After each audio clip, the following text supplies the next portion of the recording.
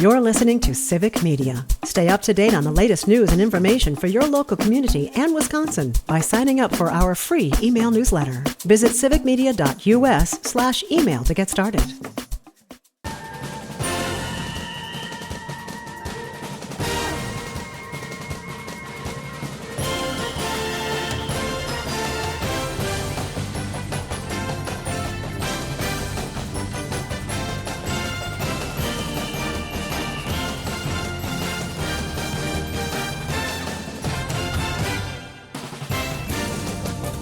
And good evening and welcome to another edition of the Big High School Sports Show, brought to you by K5 Construction on 98.9 WXCO, online at bullfallsradio.com, mobile devices, and Alexa by searching WXCO and on the Civic Media app.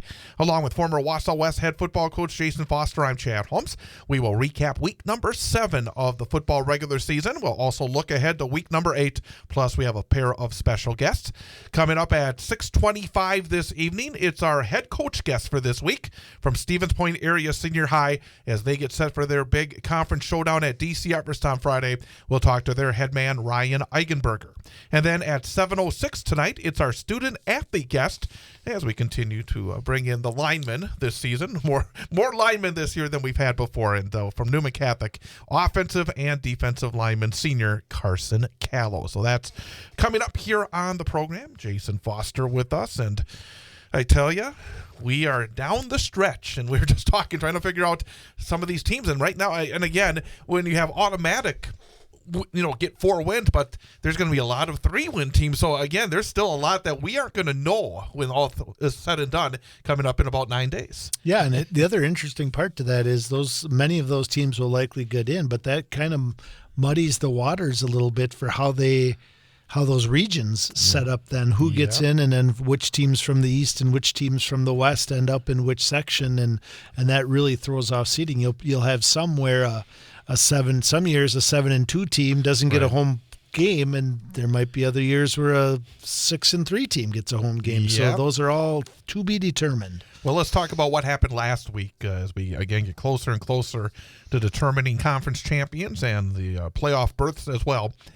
Wisconsin Valley, Big Rivers Conference East last week. The crossover saw DC Everest head to Chippewa Falls, and high-scoring affair. Chippewa Falls defeated the Evergreens 41-36. So Chi-High 5-2 overall. They are 3-2 in the Big Rivers Conference. Everest is 5-2, 4-1 when it comes to playoff qualification. Still 4-0 technically in the WVC. It was a game where Chippewa Falls came out and had some big plays. They led 27-7 after 1, 35-15 at halftime before DC Everest rallied. Chippewa Falls had touchdown plays of 75 yards and 56 yards on the ground, 63 yards on a fumble return, 92 yards on a kickoff return, all in the first quarter. DC Everest, some games this year, they haven't asked Logan George to throw it a lot. They asked Logan George to throw it a lot last week. He was 24 of 37, 389 yards, a touchdown, and 3 interceptions. Blake Bankston cracked the 1,000-yard mark for the season, had another 100-yard rushing game, 22 carries, 125 yards, and 3 touchdowns. Xavier Edwards had a monster night for DCE. 8 catches for 210 yards. Jackson LeMay of Chippewa Falls, 19 rushes for 175 yards and a touchdown. When you look at that game, obviously Chippewa Falls came out early and had some big plays. DC Everest chipped away. They had a Hail Mary at the end to try and win the football game. I imagine Everest is kicking themselves a little bit. When you give up that many big plays, especially those returns, and then lose by less than a touchdown, it has to be frustrating for DC Everest to lose that game. Yeah, definitely. I think when you prepare for games like this, a less common opponent, although they've played Chippewa Falls the last couple of years early in the season, non-conference. And frankly, real fast, those were normally low-scoring games. Yeah, they really were. I mean, that's kind of the interesting thing. When you look at the teams who kind of sit near the top of the WVC BRC East, they seem to be a little more defensive in nature. But when these teams cross over, or you look at the teams on the West, they seem to be much higher scoring affairs. I don't know if that speaks more to the power of the offense or the maybe a little less on the defensive end. But yeah, this is one that DC Everest, you got to clean up one mistake or two, and you got yourselves a win. And I think this also, we talked early in the season about how do the two conferences compare, the East and the West? Right. And I think this is one of those games that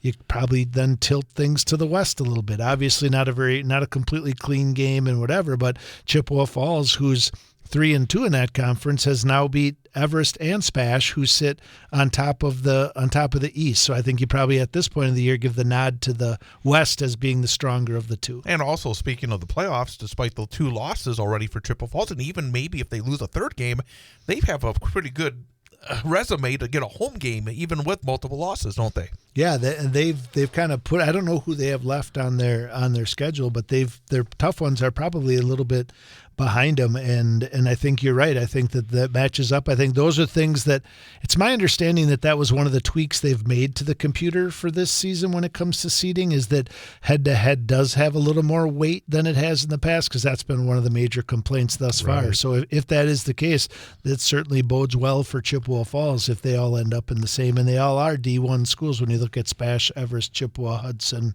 And actually, they do have 2 tough games coming up. They play at Hudson this week, and then they host Menominee next week. So easy ones for them. So they may be a 6-3 team or even a 5-4 team. Yeah. And if that occurs, then it's going to be very interesting to see a Wisconsin Valley Conference team that finishes maybe 7-2 or 6-3. Lost, yeah. And at least one of them will be 6-3 at best, because Everest plays Stevens Point. So again, I think it's going to be a rather interesting Saturday morning coming up in a week and a half. Yeah, and it does. I mean, the other thing to take away from this game is that Everest's looks like offensively, other than the mistakes, the interceptions, looks like they kind of put their playmakers had big games, right? Logan George had a ton of completion, or a ton of yards, ton of completions. The 3 interceptions, obviously they look to clean up, but Bankston over 1,000 yards rushing. Xavier Edwards, 8 catches, 200 yards. Like, those are the things they're going to need to be doing to beat SPASH and then to make a playoff run. Stevens Point, meantime, set things up for their matchup at Everest this week, defeating Eau Claire North 35-14. It was actually a 1-score game going to the 4th quarter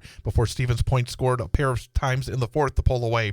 Johnny Matthews, it looks like he's getting more explosive, because early in the season was not putting up huge numbers, and it's something we'll talk about obviously with Coach Eigenberger coming up in a little bit, but I thought he impressed me more 2 weeks ago when I saw him in person for the first time than I thought I might, and then last week to get 222 yards, a touchdown on 27 rushes. Grant Chaudenat again balances out between the rushing and the passing. 12 carries, 100 yards, 2 touchdowns, 7 of 10 passing, 119 yards and 2 scores. But again, it wasn't easy. It does not appear to be easy for Stevens Point this year, with maybe the notable exception of the game 2 weeks ago against West, but they're finding ways to still win football games. Yeah, I would say when I look at these stats numbers, same thing as you said. Matthews is obviously coming around. This has got to be his biggest game of the year. Looks like more touches than he's had previously, and a really efficient game for Grant Chaudenat. When you look at 12 rushes, 100 yards, 7 for 10, 120 yards, 4 total touchdowns. So really good, efficient game for him. And I think Eau Claire North is kind of doing Eau Claire North things. I think they're the team that you end this season wherever they end up, probably likely not in the playoffs, but possibly. And the season ends and you think, okay, they're probably the team ready to take the next step as you look forward to next year, because they've been in these games. They do things offensively. They just can't finish. So those are things you fix in the offseason. Marshfield has dug themselves out of their hole. It looks like they're heading to the playoffs with a big win at Wausau West last week. Marshfield edged the Warriors 14-8. So Marshfield, after their slow start, now 3-4 overall. 3-2 when it comes to playoff qualification, and actually 3-1 in the conference, which is pretty hard to believe after all the difficulties they had early. And basically the other direction for Wausau West. The last 2 weeks have been rough ones for the Warriors, especially offensively. Have not been able to get the offense going. They're now 3-4 overall, 2-3 in the conference, and they have some important work to do the next 2 weeks. Chase Robinson, again, not much passing, 6 of 10, 57 yards, but 3 third-down conversions on the final drive of the game. He made the big plays when they needed to run off the clock. Marshfield only had 111 yards rushing. Warrior defense did a good job, 3.1 yards per carry. Jack Kostrowski, 11 of 20, 85 yards, a touchdown and 2 picks for West. And the Warriors, I think probably the most surprising aspect was they could not run the ball.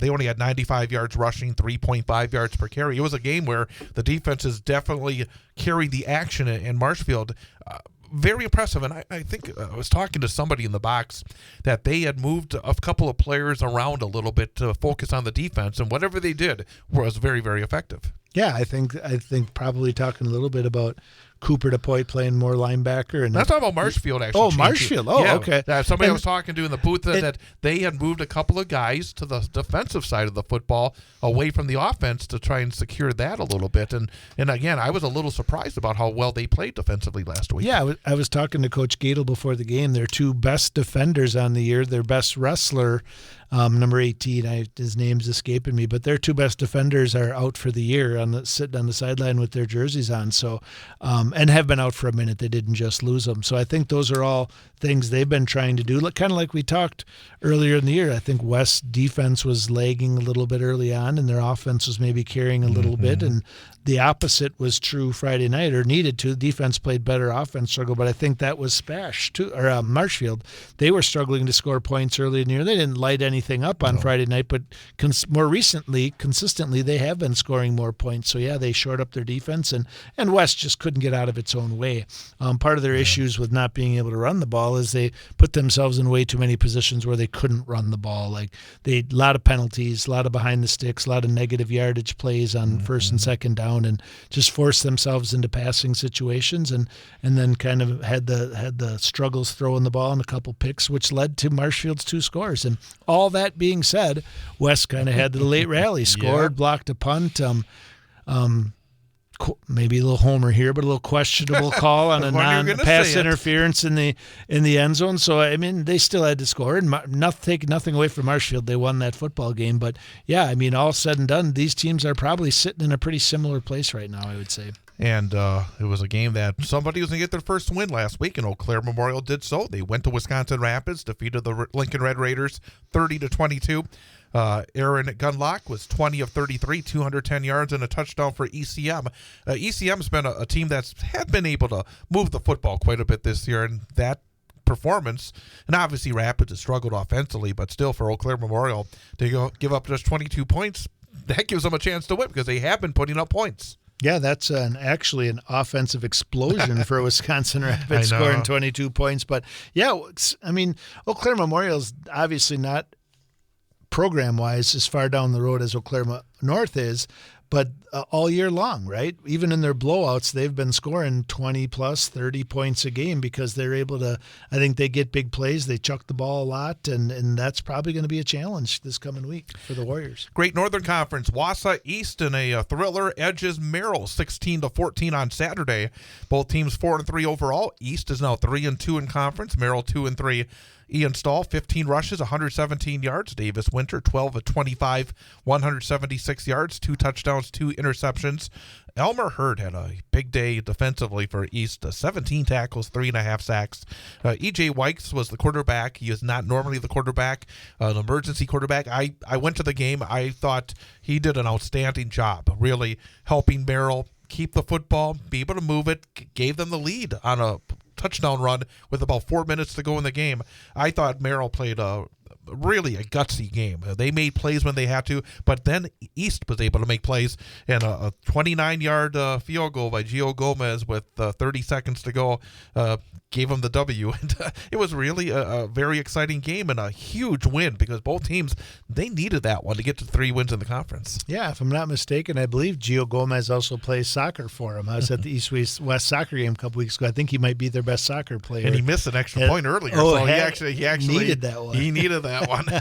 Well, good redemption for that. But yeah, we've talked, kind of been one of our themes this year is to talk about injuries, and when you have injuries, it's not just replacing that position, because in a program like Merrill or many schools in the GNC, when it comes to numbers, the old saying, right? You're robbing Peter to pay Paul, right? Because you're taking somebody out of their other position, and you're asking a lot of that individual, and other guys then having to slide and rotate, and guys, we've talked a lot with Newman, guys getting into the game who probably weren't even in the game, or maybe even on the team the week before, whatever the case may be. So yeah, gutsy performance for Merrill, good win for East, right? I mean, they probably character builder to come down on that last drive and win the game in the way they did. Probably went into that game thinking they weren't going to have as much of a challenge as Merrill put forth. So good for both, and kind of another, who's who in the GNC type game. Yep, that puts East in third place. That establishes them as the number 3 team right now. Number 2 is still Mosinee, and they earned a big win against Rhinelander, 26-6. Mosinee now 5-2 overall, 4-1 in the conference. Rhinelander 3-4, 1-4 in the conference. Treve Stoffel, 14 of 22, 273 yards, 3 touchdowns and a pick. Also had 10 rushes, 56 yards. Brady Locken, his top target, 6 catches, 144 yards and 3 touchdowns. And Mosinee, they stubbed their toe a couple of weeks back against Wausau East, but now 2 wins in a row, keeping themselves with that opportunity next week, if they take care of business, to still have a chance to get a share of the conference championship. Yeah, and that matchup or that connection between Treve Stoffel and Brady Locken seems to each week kind of more catches, more yards, more touchdowns. So that's probably what they're going to have to do to compete against Medford, is be able to throw the ball and open things up and hope for some big plays, because possession is probably not. And hopefully Mosinee keeps getting healthier each week. And Medford, again, continues to dominate. They defeated Tomahawk 38-7. Medford 6-1 overall, 5-0 in the conference. Tomahawk now 2-5 overall, 1-4 in the conference. Paxton Rothmeyer, back-to-back huge games. He's rushed for more than 500 yards combined the last 2 weeks. He had nearly 300 yards against East, and now against Tomahawk, 23 rushes, 220 yards, and 3 touchdowns. And then to add a little icing on his cake, added a 50-yard fumble return for a 4th touchdown as well. He basically was the offense. He had 220 on the ground. They had 293 yards of total offense. Braden Larson had 20 rushes, 97 yards, and a score for Tomahawk, who was held to just under 200 yards of total offense by the Medford defense. Yeah, and at what point does Medford start to throw the ball? You've been saying yes, that. Yes, that's right. I mean, you're going to, because I've been in their shoes before. I've been where you can dominate running the football, but eventually they're going to have to be able to throw the ball if they want to make a deep, probably not to win the conference, but if you want to win some games in the playoffs. So I think that's probably the next thing. And you would hope that in some of these games where they feel good about how controlling the game, that would be a good opportunity to work on that.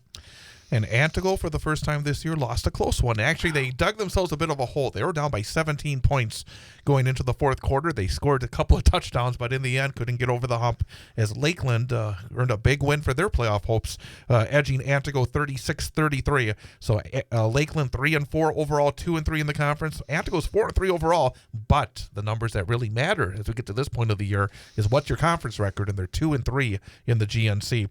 And Evan Zock was the guy who put the points up for Lakeland. He had all 5 of their touchdowns. He had 17 rushes, 110 yards, and 2 touchdowns on the ground. Added 3 catches for 133. And when he caught a pass, it was a touchdown. 3 catches, 3 touchdowns for Lakeland. And as we get to the final weeks of the regular season in the GNC, it's a little bit of surprises as you get past Medford and Mosinee. Antigo, I still think, is a bit of a surprise. Lakeland is right there as they tend to be at this point. Rhinelander, I think, is a little bit further down than we thought they might be so far this season, but still a lot to play for all these teams. Yeah, I think if I'm playing Lakeland in the next couple of weeks, I know what I'm game planning for, obviously with Evan Zock. But interesting, like this is another one where I think Lakeland not having their quarterback, who I believe is a really nice athlete, from what I understand for the rest of the year, they're probably trying to figure things out too. But again, Antigo, 33 points against, the enrollments of these two schools. And I mean, I think Antigo, obviously, aside from maybe Medford and even Mosinee, but who the heck knows? I mean, scoring 33 points against Lakeland, I've been impressed with them, and nothing they do from the remainder of the time would surprise me. And remember the first show of the season, we were talking about Antigo, and you were mentioning during their kickoff preview on Channel 12, they were talking more about what happened in the past, back in Gordy Schofield's days. This team, I think, has probably exceeded expectations more than maybe anybody else in the GNC so far this year. Yeah, and their wins are tough and gritty, right? I mean, they come down to the final, they battle. Like you said in the beginning, this is the first close one they haven't won. And shoot, They were right there at the end. We'll talk about the CWC divisions and also 8-player a little bit later on. But coming up next, we'll have our first guest for tonight. Again, coming up in the second hour, we'll have our student-athlete guest, Newman Catholic football senior Carson Calo. But coming up next, we'll talk to the head football coach of Stevens Point Area Senior High. Again, tied with DC Everest atop the Wisconsin Valley Conference / Big Rivers Conference East, going into their showdown on Friday night at Steam. We'll talk to Stevens Point head coach Ryan Eigenberger coming up next. Again, it is the Big High School Sports Show presented by K5 Construction. K5 Construction, a family-owned and operated custom builder in central Wisconsin that stands out from the rest for its commitment to quality and excellence. From design and planning to the final construction, K5 Construction delivers superior results on every project. Check them out online, buildwithk5.com. Coach Eigenberger coming up next here on the Big High School Sports Show presented by K5 Construction on 98.9 WXCO. It's a must-win game for the Wausau West High School football team on Friday night. The Warriors travel to Eau Claire to take on Memorial with their playoff hopes on the line. Hear all the exciting action live on 98.9 WXCO, online at BowFallsRadio.com. Mobile devices and Alexa by searching WXCO and on the Civic Media app. Coverage begins with the pregame show at 6:35 and the opening kickoff at 7 p.m. Wausau West Sports on 98.9 WXCO is brought to you by the Cloverbell Credit Union, Red Robin Restaurants, Sun Printing, the Wausau West Athletic Department, North Star Restoration, K5 Construction, and Coast to Coast Marketing. It's Wausau West at Eau Claire Memorial in high school football. Friday night, starting with the pregame show at 6:35, opening kickoff at 7 on your home for Wausau West Sports, 98.9 WXCO, BowFallsRadio.com. Mobile devices and Alexa by searching WXCO and on the Civic Media app.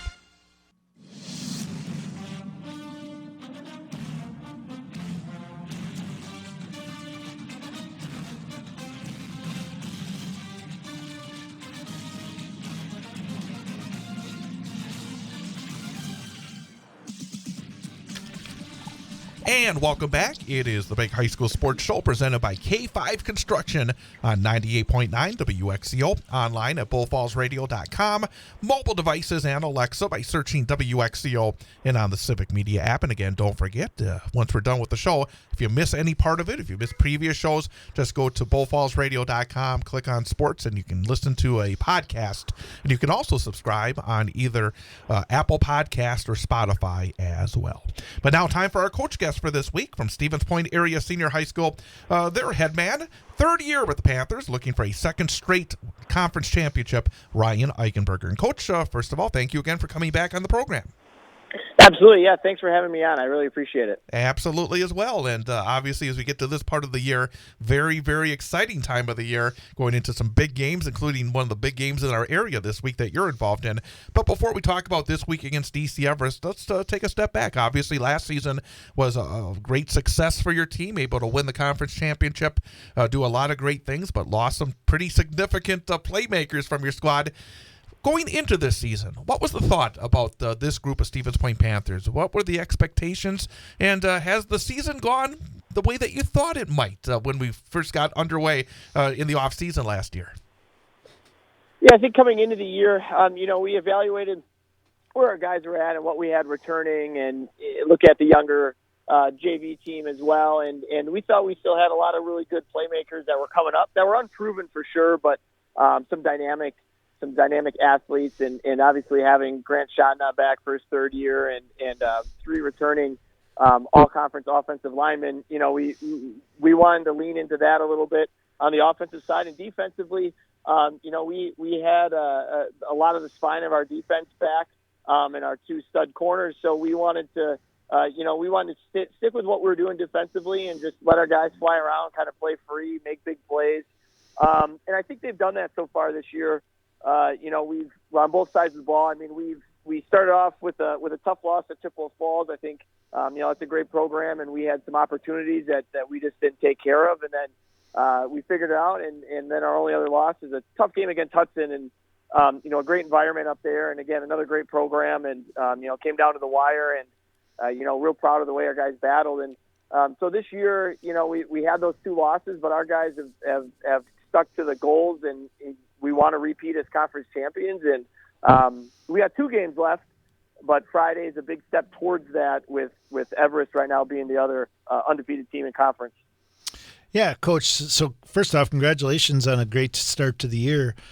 As we've talked on the show each week and recapped your games, and I had the opportunity to watch you guys live against Wausau West a couple weeks ago too, it looks like the offense has kind of evolved a little bit as the season went on. Last year you guys were solid all the way around, but obviously had the big playmakers and stuff like that. And it's been interesting to watch Grant's numbers as the years has gone on, like number of rushing attempts, number of passing. And I know each defense brings a little different challenge, but can you talk a little about how it has evolved over the season offensively? In particular, looking at Johnny Matthews' rushing yards this last week, looks like he had a little bigger role than he's had up to this point.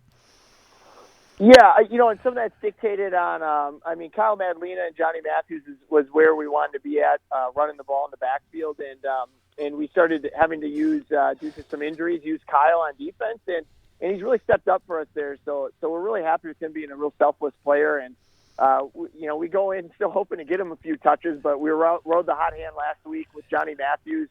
And he's just a dynamic player. So we want to try to get him the ball as often as possible. We wanted to, with his first year being up on varsity, we wanted to monitor kind of how he was used early and then kind of let him go as the season went on. And that's really where we've been at with him. And I think we're in a good spot with that. And same thing with Grant. Grant just put in a lot of hard work in the off season. He's put on a lot of weight where I was more comfortable being able to run him a little bit more, and he can take some hits and deliver some blows too. He's a really hard runner. So he added that to his game, and now he's throwing the ball really well again too. So we added that dynamic back, and there's some explosiveness in there. Talking about your offense, seeing it in person 2 weeks ago when you did play Wausau West, and a very impressive performance for your team. It was a great environment, homecoming, big crowd, and you were able to come out there and perform exceptionally well. Could you talk about the keys to executing that offense? Because you use those short passes, and they turn into pretty good chunk plays because you execute so well. What is the key in terms of that short pass attack that you're able to get good yardage on it? What as a coach, maybe to explain for folks watching it, what are the keys to the success when you're running that offense very well, like you did 2 weeks ago in that game against West? Well, I'll start with, every week. This is not the schematic answer yet. I can talk about what we look for, but we talk about being physical every week. And we include our perimeter guys in that. So we work on blocking, and everybody works on that. And our receivers really buy into that as well. So, like when we sprung a few of those against West, it was because of the physicality that we played with up front on the line and out on the perimeter. Our guys really buy into that. Each week, that's number one goal for us. And we talk about how we can play physical and what we mean by that. So we define that for our players, and they really buy into it. That was our goal last year. We came in, we just thought we were just a little too soft 2 years ago, and we said, you know what, number one every week is going to be let's play physical on both sides of the ball. And our guys buy into that. When we throw some of the quick stuff, we give Grant a little bit of opportunity too to kind of just count the numbers, read the defense. We can do a couple different types of quick screens out there, and depending on the way the defense is aligned. So, if we have a safety over number 2 and there's no outside linebacker or nickel defender out there, and the safety is 10 yards off, we're gonna try to throw the ball out there and let our guys make a play. And then same thing, we can do that if a corner is playing really far off as well. We can make a play out there. We call them gift routes. We let our guys kind of adjust to the gift route, whatever they're giving us, and we try to take advantage of that. Yeah, and you guys do an outstanding job with that. One of the things I was wondering, I know this is only your third year in the conference, so you haven't been in the Wisconsin Valley Conference for that long, but being in the new conference this year, you guys had two tough your two losses are against two really tough teams from the other side, two of the big Division I teams from the other side. What has been your take on the new conference in year one and some of the matchups? Do you think it's been a good change, a good fit, or do you have concerns? What are your thoughts? Yeah, that's a good question. I guess I don't really. It's something that I can't control, so I don't think about it too much. I like I say a lot, I repeat what Mr. Hauser told me one time. We're SPASH. It doesn't matter. We're always going to play the toughest, and everyone is always going to give us their best. So, we're never going to shy away from anybody. Our non-conference games were always real tough anyway, whether we were playing Kimberly or McGuanago or Hudson, the last 2 years anyway. So, we're always ready for that. I like those types of games. It's a great atmosphere. It gets your players ready. It lets you see kind of where you're at early on in the year, and it lets you kind of see maybe where you could grow a little bit and improve, and what you got working really well. So I like being with a tough conference like that. I think they're a really, really, really good conference over there with the Big Rivers. It's crazy to think. I think Chippewa Falls and Hudson are maybe going to be battling to honestly make the playoffs, or right. At least I think only one of them is going to be a 3-win team. So hopefully they get in because they're two great programs. But yeah, it's fun playing those teams, I think. Again, we're talking to Stevens Point area senior high school head football coach Ryan Eigenberger here on the Big High School Sports Show presented by K5 Construction on 98.9 WXCO. Let's talk a little bit more about the defense, because obviously we always tend to look at those numbers on the offensive side, but the numbers you've put up defensively have been very good this season. Obviously, you said it, the first game of the year was maybe that aberration, 36 points allowed against Stevens Point, but since then, really a lot of great numbers on the defensive side of the football. You mentioned the fact about the physicality. What else has been key, and maybe some of the guys that are doing the work for you on the defensive side of the football? I think what's key for us is, we think that the team that, again, plays more physical and then blocks and tackles better on Friday night is typically the team that wins. So we really buy into working on tackling and doing some pretty basic fundamental drills a few times a week, and continuing to do that throughout the year to work on that tackling aspect. So I think that's a big thing for us. And it's something that we always try to improve. Then we have some ways to look at certain numbers like yards after contact and how much we're giving up. So we look at those numbers and try to make sure that we're limiting those. I think defensively, Connor Scarston is the inside linebacker, and Nick Roska, both our inside guys, have been doing a really great job of bottling things up the middle. And Calvin Roth is our safety, who makes a lot of tackles for us each and every week. And he's flying around. I think our two corners, Donnie Ananiedis and Jackson Speeds, are two all-conference players from last year that, they're pretty tough to throw it against. So, we're always real confident whenever that ball goes in the air that, they're going to make a play or at least try to knock it down and limit explosive plays. Then up front, too, I think we have Brett Standifer and Owen Vandenelzen are two returners for us that play on the line that put a lot of pressure on us. They suck up some blockers. They do their jobs every single play, and they do all the dirty work. And, on the D-line, that's where it's at. They do all the dirty work, and some of the other guys get all the tackles, but they do a great job of that. So I think it's all around great team effort. They pick each other up. One guy misses something, the other guy's going to be right there to make a tackle, make a play, knock a ball down. So I think that's really that team aspect that they all buy into. Coach, last time I was hired as a head coach was at Wausau West, and the athletic director who hired me, Dan Hine, one of the things he said to me in the interview, which I'll always remember and I thought was a really good point, was that when you come into a new program, it's not really everything's not officially yours and has your stamp on it until year 5. So being in year 3, so no matter how good or how bad things go in those first few years, you're still dealing with some kids who went through a different youth program and different. So being in year 3, how do you feel about where you guys are at and where you guys are headed? Knowing you're getting close to year 5, you're over halfway through year 3. How do you feel about where the program's at, and what else do you think you need to work on? We feel great at where the program's at. We've connected more. Once we got here, we combined our ninth grades. We did that where instead of having Ben Franklin and PJ Jacobs have two separate ninth grade teams, they're one ninth grade team. We bring them over to SPASH. We call them SPASH. And we get our 7th to 8th graders involved in the summer programs. And, we do a lot of things where we're trying to build it all up. And I think some of that comes from, where I came from, it was a smaller school program. So I don't know. I just was used to treating the program as almost a 4 through 12 type of program, grade 4 through grade 12. So I brought that mentality here. I try to be involved in the youth area football. We have our guys showing up on Saturdays at youth area football games.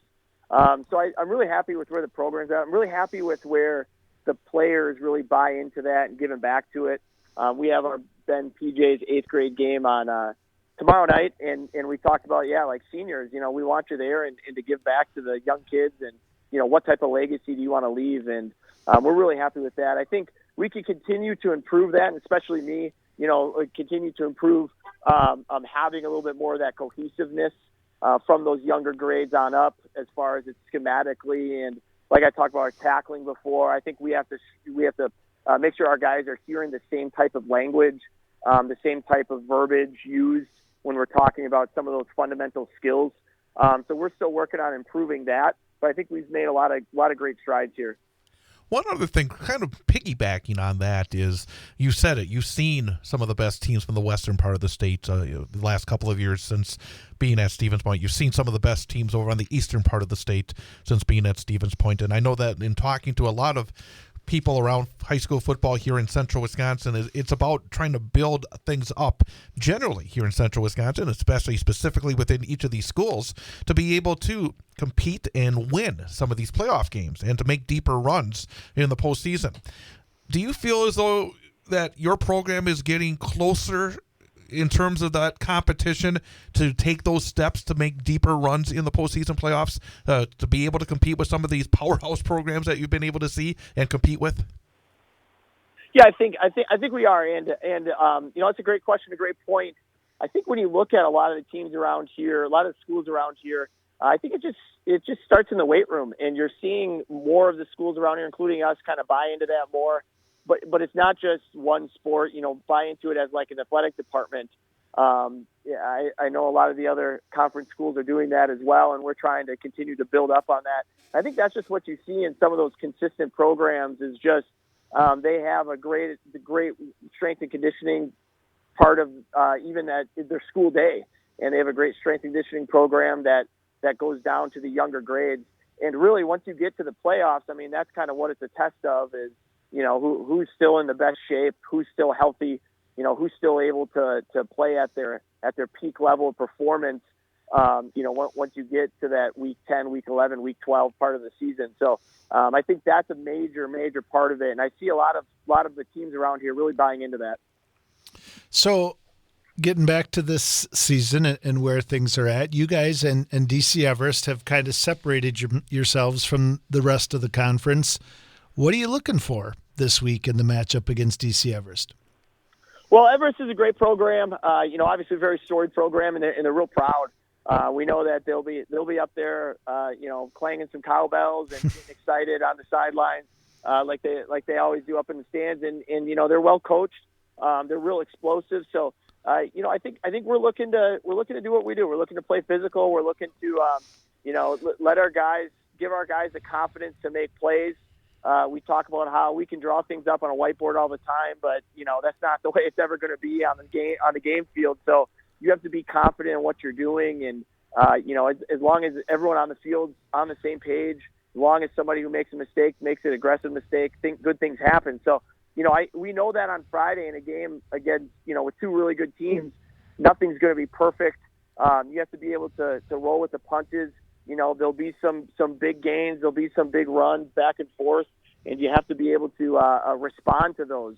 And sometimes that's what it comes down to, is a team that can win some of those moments where the response is most important. After a big play, can your defense really step up and maybe stop the next play or stop the drive or stop the bleeding at that point, or after you turn the ball over or after you get a turnover, can you stay level-headed and really continue on with what your game plan was. So I think that's really what Friday comes down to is the team that's the best in those moments.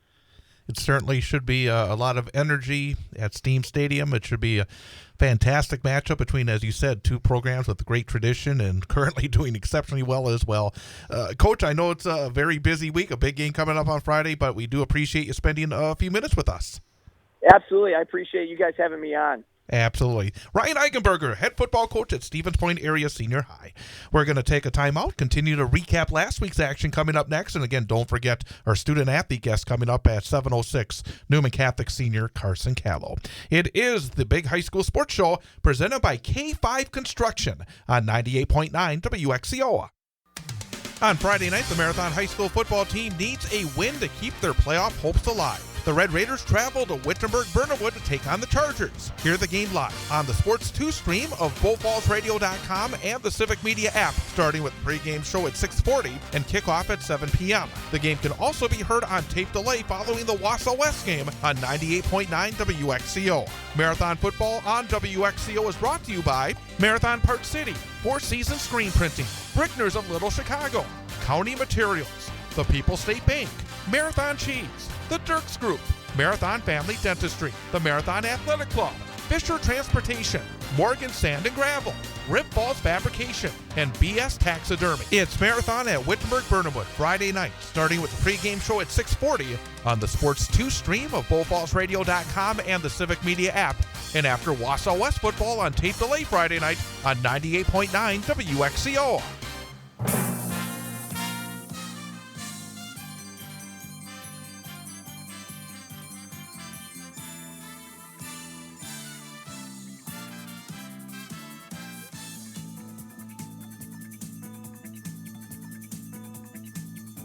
And welcome back.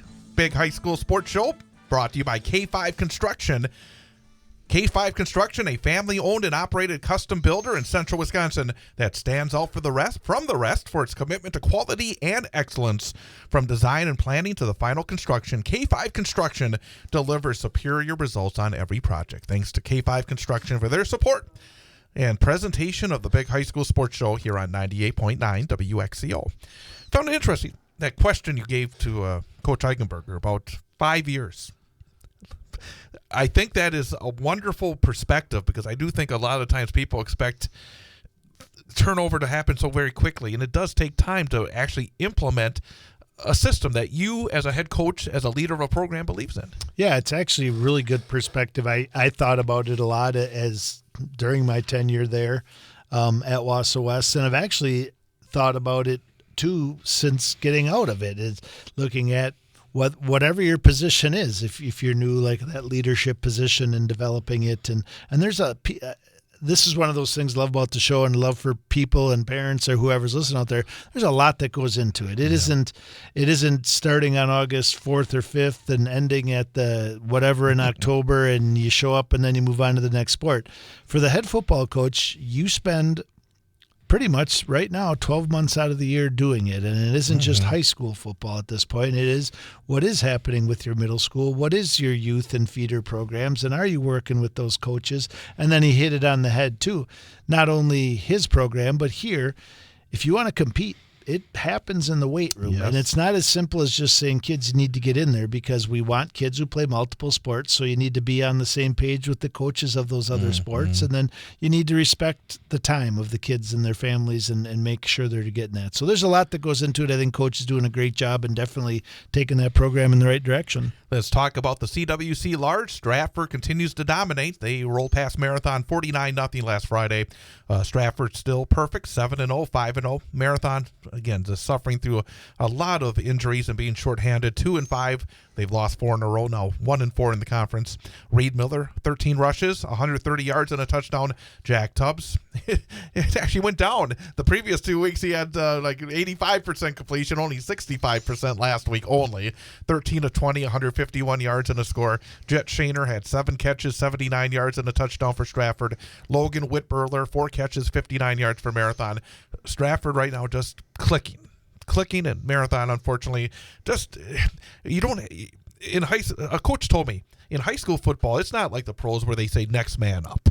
It doesn't work that way in high school football. When you're going to third stringers, high school football teams aren't meant to be performing with third string quarterbacks and to be able to be effective. It's a learning experience for that third stringer. They hadn't had the reps. So again, it just takes time. It's just a difficult situation for the Raiders. And the smaller the enrollment, the more that's magnified. And I think that's kind of what Marathon's. Other interesting thing that when I look at this game and don't have all the stats in front of me, but the fact that Jack Tubbs threw the ball 20 times, and what I would imagine he didn't play 4 quarters in a 49-0 game. So I'm wondering, is Stratford working on making sure they're able to throw the ball as they move forward, and knowing that they're making a playoff run in a higher division where they're probably going to see more passes and require more passing?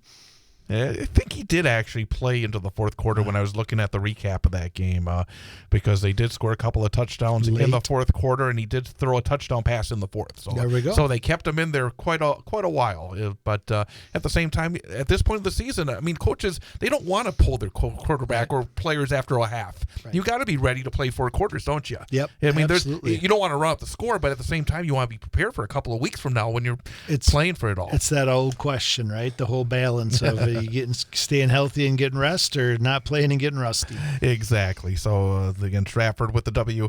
Also, it was Amherst, undefeated, 7-0, 5-0, but it was a lot more difficult for Amherst. Perhaps the play of the week in high school football in Wisconsin, not just central Wisconsin, as they pulled out on the last play of the game, a 25-21 win over Hard Luck Wyowega Fremont, who's now 3-4, 2-3 in the conference. Michael Gladowski was 13 of 15, 176 yards, a touchdown, 15 rushes, 52 yards, and a score. Sam Stukzinski at 26 rushes for 113 yards and a touchdown. But Amherst was down 21-19 with 3 seconds left, and they were set to try a 38-yard field goal. Gladowski could not cleanly grab the snap, so he rolled to the right sideline, almost out of bounds, threw up a prayer that was deflected and grabbed by Cannon Hodges in the end zone as time expired. Boy, I felt for Wyowega. I mean, Amherst is undefeated. They're winning all the time, and then now they're getting that kind of win. I mean, something else. I mean, Wyowega obviously played a really good football game. In Amherst, they have not dominated the same way, but they're still 7-0. Right. I mean, these are the teams in this conference, right? Where we wonder what is the hierarchy after Stratford, and this score surprised me a little bit when I saw it last Friday night. It's so funny. These are things that you practice every week. Oftentimes on Thursday, you do your special teams stuff a lot of times on Monday, just get your reps in, and then when you do your pregame on Thursday, that's one of the things you rep, and it's kind of that danger or fire situation in PAT and field goal when the snap doesn't come back, and you go through you do it every week because that's what you do in football, and you don't give it a ton of thought, because if you think there's going to be an issue, oftentimes you just go for 2 anyway, or you go for it on 4th and short or whatever. But when you're to see it happen like that, and to see it be effective and do it, I don't know if they practice it or if they just had a 4-leaf clover on that part of the field, but good for Amherst and hard luck for Wyowega. And I guess that's one reason why you put your quarterback as a holder. Absolutely. You do it all the time. It's kind of that risk reward thing too, because you don't want your quarterback's hand getting schmucked, but oftentimes it's your backup quarterback. But in that situation, right guy at the right spot. Wittenberg-Burnhamwood, another good win. They defeated Colby 42-20, so Whitburn 5-2, 4-1 in the conference. Colby fighting for a playoff spot. They're 2-5 overall, 2-3 in the conference. Bryson Schmidt, the quarterback, was terrific. 15 rushes, 231 yards, and 3 touchdowns. Chargers pounded the football, 359 yards rushing, 9.9 yards per carry. Boone Shire, again, a kid that we heard about from the coach last week, and he is a tackling machine. He had 16 tackles and a forced fumble for Whitburn. Whitburn looks like a team that's getting better and better. Right. Yeah, I think this is one, and this was kind of a Colby'd been playing better, so we thought that this would be a good matchup, and I think this kind of too sets aside who is Whitburn, who is Colby this year, kind of like the Amherst Wyowega. Maybe I leave with more question marks. I look at this one and think, all right, Whitburn is definitely heading in the right direction at the right time of year. And they still have Amherst coming up next week, so that should be a great one. Spencer Columbus and Loyal Greenwood each was looking for their first conference win. It turned into a thriller. Spencer Columbus with a fourth quarter touchdown defeats Loyal Greenwood 34-30, but Loyal Greenwood dominated the yardage, 411-256. Kane Tofar had 160 yards and 2 scores. Trent Shield, 95 yards, a couple of scores for Loyal Greenwood. Devin Timler, 9 of 17, 141 yards, 2 touchdowns and a pick. But those are important games. I mean, sometimes you get this point in the season. We saw it with Eau Claire Memorial and Rapids in the Valley. Here again, these teams fighting and get that taste of victory within the conference is huge. Yeah, absolutely. And we've talked about this in different programs in different times throughout history, or different times where they're at from year to year. And this is the thing. When you're Loyal Greenwood and Spencer and you're playing Stratford, you're looking for the little victories, right? To get the first downs, to get off the field on third. I mean, just those things, and you can build off of those, and those are things you point out on film the week after.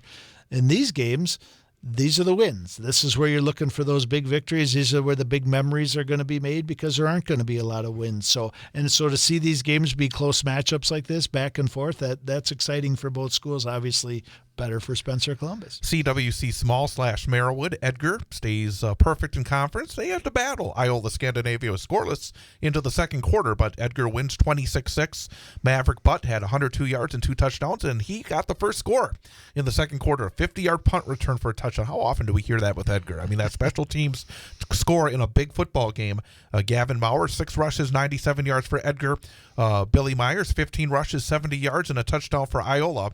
268 to 158 in yardage in favor of Edgar, but two good football teams. I think both teams have a potential of making some noise when we get to the postseason. Yeah, I saw they interviewed Coach Sins after this game. There's a lot of alumni at this game. I forget what the game was, but they invited a ton of 50th anniversary, whatever. And so kind of neat for those current kids to play in front of a crowd that has those old ones. And, right. And we talk about being in year 5 of a program and developing, and he's in year 50 of a program and developing. I think he's got it set. Yeah, it's just kind of to hear him talk kind of nonchalantly, not to take anything lightly, but just to kind of say, yeah, I guess it is special for those guys to be back. Yeah, I guess. So just a great program, great win, and good for that community. The role that football program plays in that community is pretty special. One of the best matchups on the schedule last week was Auburndale and Abbotsford, the A game.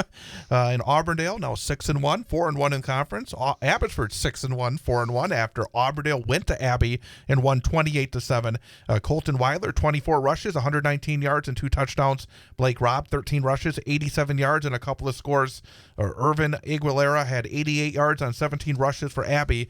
The yardage wasn't a huge difference between the teams, but obviously Auburndale was able to finish their drives and earn a very impressive road win. Yeah, I think those are the things we talk about, right? Like we watch Abbey roll up against some of the maybe lesser teams in the conference and be able to finish those drives. But when we talked a little bit earlier about Eau Claire North and where they are in their program, and I think that's kind of the next step for Abbey, right? If you want to be 1-2 or 1-2-3 in the conference, that's the difference.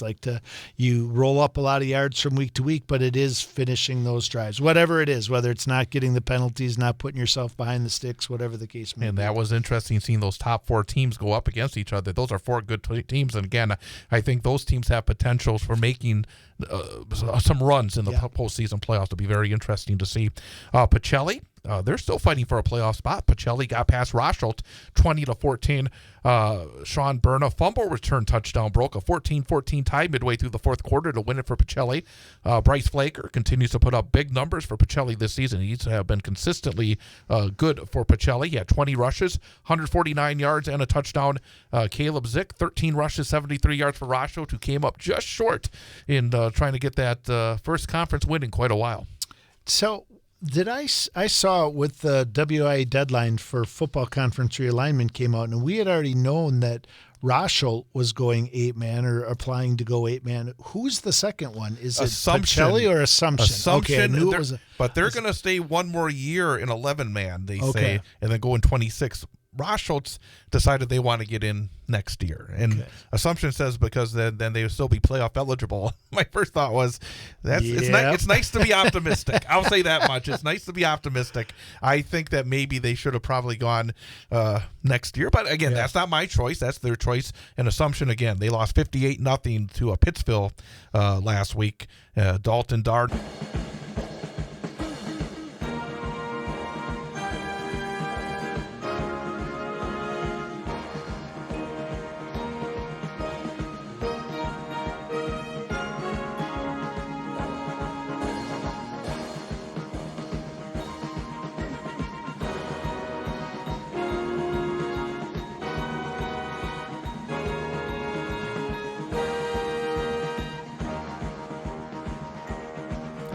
And welcome back. It is hour number 2 of the Big High School Sports Show on 98.9 WXCO, online at bullfallsradio.com, mobile devices and Alexa by searching WXCO, and on the Civic Media app, again brought to you by K5 Construction. K5 Construction is a family-owned and operated custom builder in central Wisconsin that stands out from the rest for its commitment to quality and excellence. From design and planning to the final construction, K5 Construction delivers superior results on every project. Coming up here in the second hour, we will finish up our recaps with the 8-player recap, and then we'll look ahead to week number 8 of the regular season. But right now it's time for our student-athlete guest from Newman Catholic High School, senior offensive and defensive lineman Carson Calo. And Carson, number 1, thanks for coming on over. Thanks, Chad. Absolutely. And Coach has been saying we needed more linemen this year, so we're bringing in the linemen. And I guess to start things off, you were, and frankly, I don't like scars. Right? Yeah. You were showing us your scar on your arm because you broke your arm last year. You had a bit of an ankle injury last week in the game at Port, a big win for your team. Talk about injuries, because your team, that's sort of been a constant storyline this year, but you've been able to, go through some injuries and then come back. What, as a high school athlete, to be able to, come back from injuries, I imagine those are lessons that are more than athletic lessons, but they're life lessons, right? To suffer a significant arm injury in that game against Tri-County last year, much less severe this year. But talk about coming back from injury, because that's something that I think a lot of people don't really think about, because football players go through a lot. Yeah, it's I don't know, it's kind of weird because most people, you'll get hurt one game. Well, everybody gets a little banged up in football. It's a pretty hard sport. Stay close to the mic. Okay, perfect. Yeah, it's a hard sport. So, I don't know. It's just everybody plays a little sore kind of every game. And everyone's got, that one injury that, you twisted your ankle, in 8th grade, and you always just kind of feel it. But coming back from my arm, I didn't even really, realize it. It didn't hit me until, 2 weeks ago. I was like, oh, I broke my arm last year, and I'm, back over here. And I don't know, a lot of people got a bunch of injuries that they just came back, and it just shows how tough you can really be. That really reveals some character there. First off, I like your scar. I like that, and that's one of the reasons I like linemen, because linemen have cool scars, and usually those pretty guys don't. Quarterbacks, receivers, running backs, no. But how has your experience of getting injured, a major injury, and kind of battling back from that, has that allowed you to be a better leader this year, as you guys have experienced so many injuries as a team? Yeah, I feel like it's a big point, because I don't really bring it up much about my arm, but it's just kind of if you can't go full speed right now, I'll look at some of these guys who have never gotten hurt before. If you can't go full speed right now, you don't, really appreciate it, because that, your season could be done at any moment. Quincy, the first game of this year, he didn't think that he was going to be out for the rest of the season. That was big. He only played a half. And, that's happened to a lot of our guys where they're just out. And getting younger kids, probably in particular, to understand too. And you guys have had serious injuries, so serious injury is a serious injury. But football is a game where there's going to be some aches and pains, right? Just from the normal course of practicing every day, and your body getting worn down, and especially you linemen are in the trenches, right? Lots of one-on-one drills and a lot of big bodies moving each other around in there. So part of it. Is it getting guys to understand the difference between pain and injury and being able to play through some things? Yeah, like I said earlier, you're going to get banged up, so you got to just learn how to work through it. And then when you get home, ice it, maybe take some ibuprofen the next day at practice. But just taking care of yourself is a really big thing, especially in the trenches. 5-1 so far this season, and as you said, you lost Quincy Fender right away, and then they just kept on coming. And you're on your 4th quarterback this season, and there's been injuries outside the quarterback position as well, because I think one of the things that maybe people don't realize is for a school the size of Newman Catholic, when somebody goes down, it's basically 2 guys going down, because of most, like yourself, 2-way players. what has been within the locker room for you and your teammates that's allowed you to continue to focus on getting the job done each week, to give yourself an opportunity, if you're able to keep on winning, to make another playoff berth? What was the discussions like when these injuries started early this season, and what has allowed this team to stay together to be successful up to this point? Yeah, well, those first 2 games we had, obviously Quincy's ankle, and then Tristan Fisher broke his collarbone, 5 concussions. It was more of just because those first 2 teams, Phillips and Alma Bancroft, they're pretty physical teams. So at halftime, we're just play for each other, finish your blocks, keep your head on a swivel, just make sure that you're there for each other because these guys are going to be coming real fast. One of the things we talk about all the time with 8-man football, and we joke around a lot this year about having linemen on, and knock on wood, your linemen have been pretty healthy this year.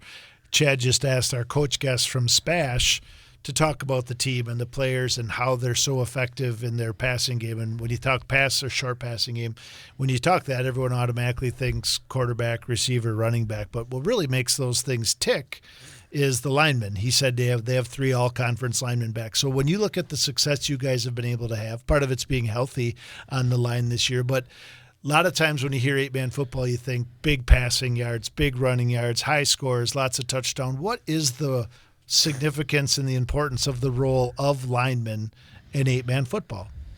Well, I mean, obviously we lose some width in the field, and there's a lot that we need to really pick up. Usually in 8-man, it's just a 3-man line, and then sometimes the defense will run a 4-man. You really got to, just pay attention and make sure you know what to do on how to block to make sure that everybody's, safe, and then make sure we have the call-outs from our running back and our quarterback so everybody knows what's going on. We really got to be really smart. So is there a lot, and I don't think parents sitting in the stands necessarily, they don't hear it, but I don't know how much they understand it too. There's a lot of communication that happens before the ball is snapped on just about every play, right? Can you talk about that a little bit? Like between the linemen, you said running backs, quarterbacks. What types of things are you guys talking about out there? Right, so we'll be listening to the play, and then we'll hear if it's a pass or a run, and then we'll see where it's going. Depending on what kind of line they have out there, we'll call if we're going to the right or if we're going to the left, who we're leaving, who's going to get a blitzer, especially call out who we have, and see if the running back is staying to block, just making sure that everyone is accounted for so we can mainly get to a one-on-one between the ball carrier and the defender. We're talking to Carson Calo from Newman Catholic High School here on the Big High School Sports Show, brought to you by K5 Construction on 98.9 WXCO. So often we talk about having experience being able to help an individual player. You, as part of that line, is an experienced line. You've got guys you've played with for multiple years now. Number one, talk about your line mates. And number two, talk about having a line that's back together as a whole, how much of an advantage that is, that you guys have played together quite a bit. How much of an advantage is it to have not just you having experience, but having the guys around you have experience as well? Yeah, so I play center, and then on my right we've got Greg Zabrowski, and on my left we got Evan Graney. I mean, those guys, I've been playing, those guys, the 2 of them have been on this line with me ever since we were in middle school. I mean, we've always been there for each other, and somebody goes down, we make sure we know exactly what to say to each other to get each other fired up, make sure we're okay. And, I mean, it's just that little bit of chemistry, and we're really with the whole team, but especially with the linemen, that is just so important on, just to win. What about playing on the defensive side of the football? You said the center on the offense side, but you're also on the defensive side of the football. Just, you're as big of a factor, I think, on both sides of the ball. Talk a little bit about the defense, because I thought last week in that game against Port, the defense was outstanding. I mean, going into that game, you looked at some of the numbers that Port had put up, big plays on offense, and be able to throw the ball and run the ball. You shut them out in the first half, and then were able to hold on in the second half. I mean, I think it was a case where it's hard to keep a team like that down for 4 complete quarters. What was the key on the defensive side of the football last week in that game against Port? It was just really big, making sure everybody's got their keys, going to the right gaps, and just honestly just making sure that you're ready for the ball. Like we said, my ankle. I didn't play defense the second quarter, but Greg came in and played end for me, and he did just as well. He knew exactly where to go. he was studying like his playbook all week, and it's just really good that we all know that we got to just be ready to go in at any point. I was talking to actually the coach of Port Edwards a few weeks ago, and they had switched from 11-man to 8-man, and he was telling me one of the biggest challenges that they have that he's found doing it differently is on the defensive side of the ball, because the offenses can be so dynamic and do things so differently from week to week. When you think about playing both ways from week to week, what is more of a challenge week in and week out, preparing offensively or preparing defensively for the game? I would say probably preparing defensively, because, I mean, really, you can really cram it up the middle any way you want, because you can bring up a running back and block and have a wide open hole. Like, if you have like an all right defense, it's really hard to be able to stop people, because it can either go really well for your defense or really bad, because they could just easily kick it out to the outside and then have a big gain because, I don't know, someone gave up. We'll talk more about football in just a few minutes, but let's step away from the gridiron a little bit. Are you involved in any other sports? Yeah, I throw shot and disc in the spring. Could you compare football and track? Because they're obviously very different. I mean, it's you're still part of a team in track, but there's an individual aspect to that. How do you like that, having that individual portion that you can focus on? Yeah, there's obviously a difference between a football game day and, I don't know, on the bus for a track meet. I mean, the entire environment's different. It's way more social on track, but I feel like I'm a little more focused on football. And I don't know. Like, how's the coach different? Because you have the same coach. The same coach, yeah. And this year we actually have the same line and throwing coach, so it's. You said it's a little bit more. I don't get the sense that Micklig would ever be kind of laid back. The intensity would still be there. Yeah, he's definitely still making sure that everybody's doing what they're supposed to do. So you spend a ton of time preparing offensively, defensively during football season. I know how busy you are, good student athlete. What do you do when you have a little free time? What do you like to do when football's not on your brain for a couple hours? That doesn't really happen. Well, I usually lift, make sure that I'm keeping up with everything in school, and on the weekends I like to serve at Mass. Nice. Do you have a favorite class in school? Oof, probably English class. I love my English class with Mr. Knoll. Another coach on the Newman staff. Do you have any plans to continue to go to school after high school? Yeah, I was thinking about maybe either general business management or like construction management at UW Stout, and I might be able to throw there. Okay, I was going to ask you not thinking about continuing on the football side, but track and field. I would like to play football, but I'm 5'7", so I don't know how well I would do at lineman. So coaches will always look for the right guys, no matter what the size, right? There, absolutely. And 5'7", probably closer on defense than offense. But if you got a motor, shot or disc? I prefer disc, but I find that usually I don't know. It's kind of a toss up. It goes from week to week. Let's look ahead now to the last two games of the season, because something that people don't kind of realize with 8-player, because I posted something earlier in the week, and I said, well, we have 3 teams that we cover here, and I said all 3 of the teams need to win this week. And somebody said, well, hasn't Newman already qualified for the playoffs? Well, no, because there's nobody that does get automatic qualifying for the playoffs in 8-player football. You have to, every game counts, even the non-conference games count. To make the playoffs in 8-player football is not easy. There's 16 teams that get in, and it's getting tougher and tougher every year. What is the mindset going into these last 2 games? Is there more excitement? Is it just a building excitement? Is it the same as it's been throughout the season? What's the feeling here going into the last 2 weeks of the season?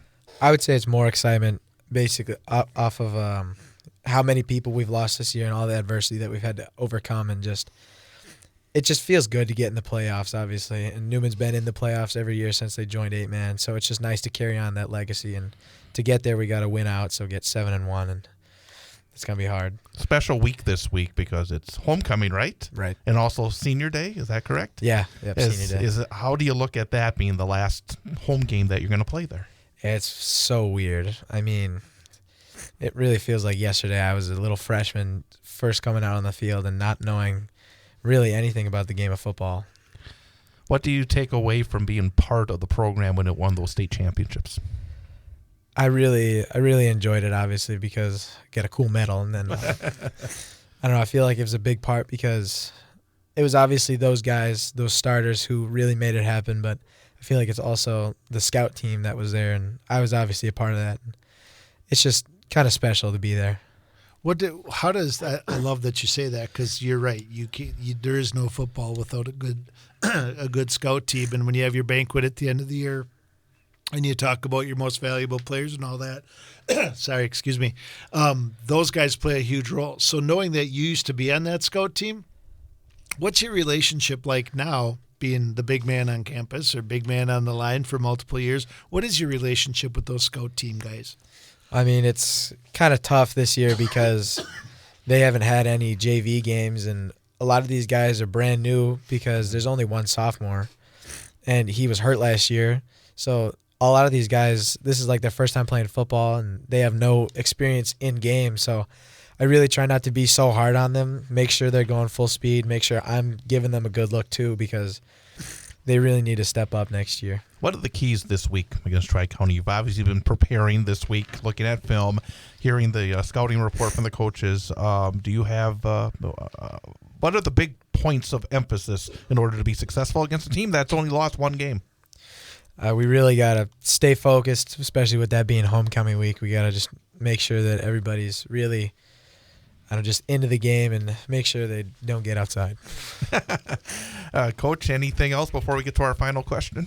No, it's been awesome to watch you guys this year. I know when Chad asks earlier, when the person or the community member asked, well, doesn't Newman already have it clinched? I think you guys have created that, right? I mean, with the success you've had and the tradition in your program, and people just automatically assume that it's easy, and it comes that way every year. So you guys have faced a lot of adversity, so congratulations on getting this far, and good luck with these last 2 weeks. And we got one final question here. We always ask our student-athlete guest, and especially a senior who's been around the block a couple of times and obviously with multiple sports.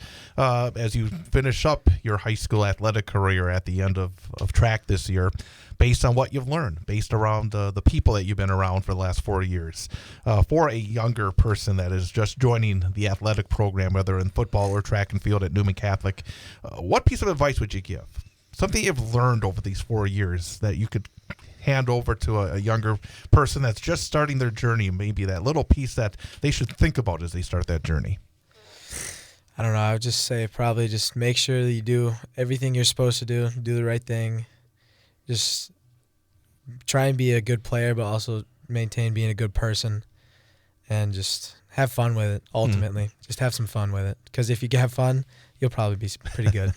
We only go through it once, so you may as well have some fun while doing it, right? Yeah. Carson Calo, thank you. I appreciate it. Always try to make sure. Oh, I got to ask you one more thing. You got a chance to kick an extra point last week. Yep, I got one chance. That didn't go so well. No, it didn't. He said he'd give me one shot, and if I missed, we're done. And there it went. We're done? Yeah, that's it. He said we're done.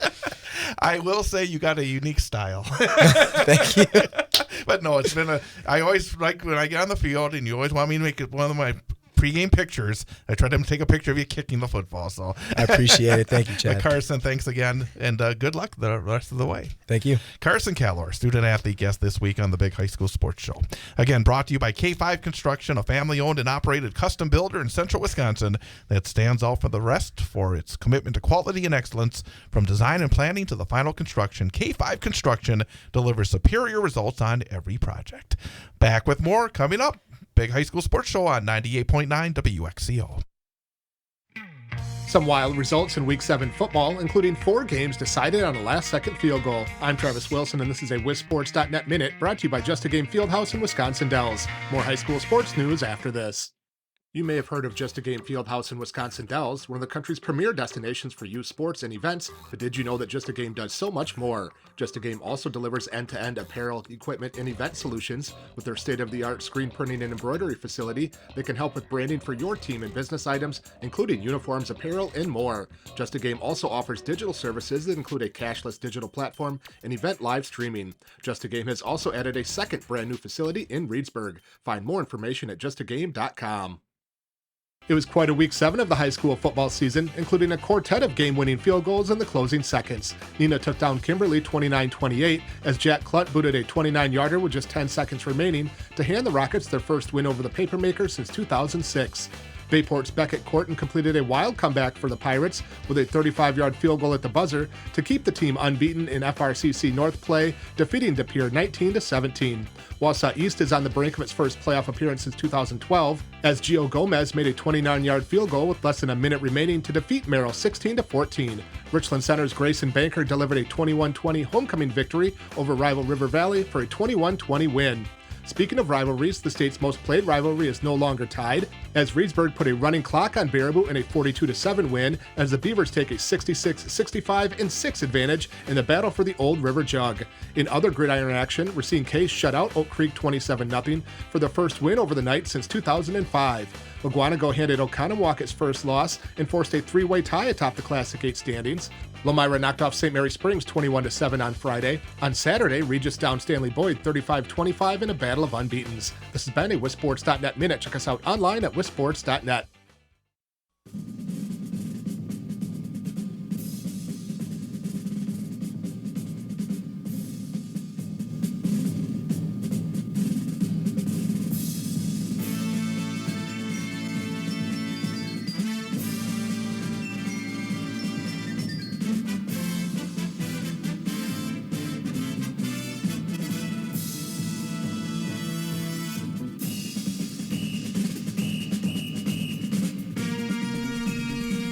And welcome back. Big High School Sports Show brought to you by K5 Construction on 98.9 WXCO, BullFallsRadio.com, mobile devices, and Alexa by searching WXCO and on the Civic Media app. Thanks again to our guests, including our student-athlete guest, Carson Calo. And again, it's just, it's always fun to have these kids that are, very personable and be able to talk about their experiences and just really enjoy getting a chance to kind of delve in a little bit and even give him a poke about his kicking. Yeah, I told him when we got off air that that's probably one of the best answers we've ever gotten about advice you can give a younger player. That was how you going to say about the kicking. Oh, as succinct and positive as possible, right? Mm-hmm. Work hard, have fun, and be a good person. And that's pretty darn good advice for anything you're going to do in life. So that was, I think Calo's a great leader and a great young man and a huge asset to Coach Micklig and Newman Catholic. In addition to football, we'll get to the 8-player coming up. There's also other sports that are heading towards the playoffs. And in fact, got a note that Talia Schlinwein from Wausau East, part of the Wausau Golf team, was the low individual at sectional qualifying at Thornberry Creek Golf Club. It had a score of 77. Talia plays again for the co-op. It's a Wausau co-op, right? Yeah. For East and West, from Wausau East, and she'll be heading to state next week. So again, we don't talk enough, I think, about some of the other sports that are going on. Obviously, we kind of focus on the gridiron here during the fall, but a lot going on as we get towards the postseason. So state golf next week. State. So today was sectionals for tennis. So state tennis next week as well. So yeah, things are moving fast and wrapping up, and it's been a great season. And I was talking to Coach Tim Kostrowski, who coaches football, wrestling, and track and teaches at West, but coaches all those at our middle school, John Muir. Their last game was last night against Horseman, 7th and 8th grade, but they went an entire season without raining during practice one time. I mean, that is, when you think about the spring we had last year, when we went an entire spring with it not raining, or with it raining every day. So pretty remarkable that you could go through an entire season The grass doesn't like it, but it has not been. By this point, we've usually experienced one night where you're bundled up with the sleet coming down. We have not had that. Yeah, it so is. far. It's starting to feel a little cooler. 35 when walking the dog this morning, and that's true. And bringing a sweatshirt along to the games at least. But yeah, I think it's still in the 70s on Friday and Saturday this weekend. So let's talk a little bit about 8-player. We just did with Carson Calo from Newman Catholic, and that was a huge win last week. They defeated Port Edwards 20-16. Both teams came in at 4-1. It was a massive game in terms of playoffs. Really, like this week. This week, the winner, when they take on Tri-County, will probably have a good chance to make the playoffs. They'll keep it in their own hands, and the loser will be in trouble. And it was the same way last week. They had to go to Port against a good football team and found a way. It was a great, I thought, offensive and defensive game plan for the Cards. Carson Rice was 12 of 18, 172 yards, a touchdown and an interception, 16 rushes, 86 yards, and a touchdown on the ground. Everett Pent, 26 rushes, 116 yards, and a touchdown. Max Michaels, 11 of 22, 244 yards, 2 touchdowns. Brendan Beck, 9 catches, 153 yards, 2 touchdowns for Port Edwards. And the Cardinals, they had a 4-point lead late in the game. And it was, I was driving back from Port to Wausau to Tom Field. And I got there, I was in the booth, I had the app on, listening to the end of the broadcast. And again, one of the things about 8-player football is the ability to use the rules, to be able to be able to have that special play. And Mickleg came up with a huge play late in that game, threw a pass to Evan Graney, our guest lineman again, but lined up in a legal position in 8-player football, and was able to get a big first down, help them run out the clock and earn the win. Just a really entertaining football game, a nail-biter, and a huge win. And again, for what Newman has gone through so far this season, to go down on the road and to win that game and keep the hopes of continuing their stretch of making the playoffs in 8-player every year since they've joined, it was just really a fantastic win. And again, I just had a chance to see these guys, Mickleg on the offense, Carl Thorpe on the defense. I thought the game plans were outstanding. The execution by these young men were outstanding. And I know I'm sounding like a big homer here, but again, when you see what they've gone through in order to keep on winning these games, they put themselves behind the 8 ball with that game earlier against Almond, where the injuries just came fast and furious, couldn't even finish the game, but somehow been able to continue to win. It's just been, I think, some of the best in terms of high school athletics. And it's what they're doing. It's also interesting. We've talked a lot about this on the show, about the fact that only 16 teams make the playoffs and how much more competitive that makes it. And on the flip side, I mean, if you end up being a 2 or 3 loss team, that's a tough pill to swallow when you look at the 11-man teams who all make it. But at the same time, there's a fair amount of people out there who make the argument that they'd like to see 11-man football go back that direction to make those playoffs more competitive. So you balance it out. You find a way for everybody to play 1 or 2 more games in a system like that. But if you think about how much more meaningful these games are in weeks 7 and 8 for them, 8 and 9 for other schools, because every single one matters, as opposed to, we got our 6 wins, so we're going to work hard and we want to win every game, but it doesn't carry as much weight. I think it probably adds to the experience and the excitement and the viewership and just kind of from the fans and the school and all that. So there's definitely some give and take, but it definitely makes for a more exciting atmosphere and that each game and then each play within that game, each mistake within that game carries a little more weight with it. Basically the same discussion people have with the expansion of the college football playoff. Again, about making all these regular season games have the utmost importance. And it reminds me of a conversation we had last year with a guest who suggested that everybody make the playoffs. And I think me and you both agreed that would be by far the worst of the choices you could make. I would rather see them go from 32 to 16 teams or 24. I mean, you can have, some sort of bye system or something like that. I mean, there's different ways of doing it where you would have, I think, again, when we talk about level 1 in a couple of weeks, there's going to be a lot of running clocks. I mean, it's just the way it's been. And but to go the other direction, to have everybody, and that would lead to at least another week of poor matchups. It's interesting.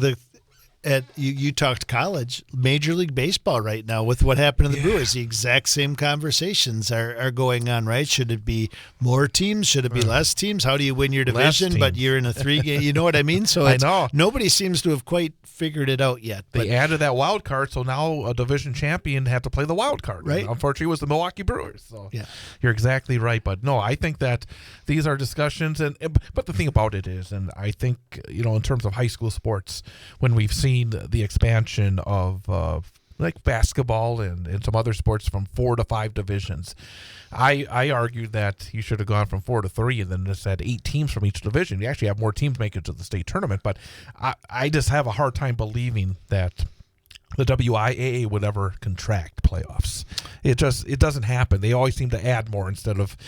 I agree. And if you look at something also like boys hockey that went from 1 to 2, and then there's the people on each side of that. I mean, a lot of those smaller enrollment teams or whatever are now having the opportunity to make it to state, and the people on the other side would maybe argue that maybe it's a little more watered down, that maybe some of those teams don't. You know what I mean? So yeah. But so like no matter what, like you and I know all the right answers and nobody asks us, but no matter what it is, I mean, it's just so big, right? There's so many football teams that and the opinions and the beliefs fall all over the map. So making a change or making decisions is not a simple task. Exactly. Also in 8-player football, Athens is still looking for their first win, and they play a lot of tough teams, I tell you. Sometimes, as we talked about, it's sometimes the schedule. It's sometimes where you are. And Athens has been competitive in most of their games, but they just can't win, and they fell to Phillips, who's 5-1. Their only loss came back in week 1 to Newman.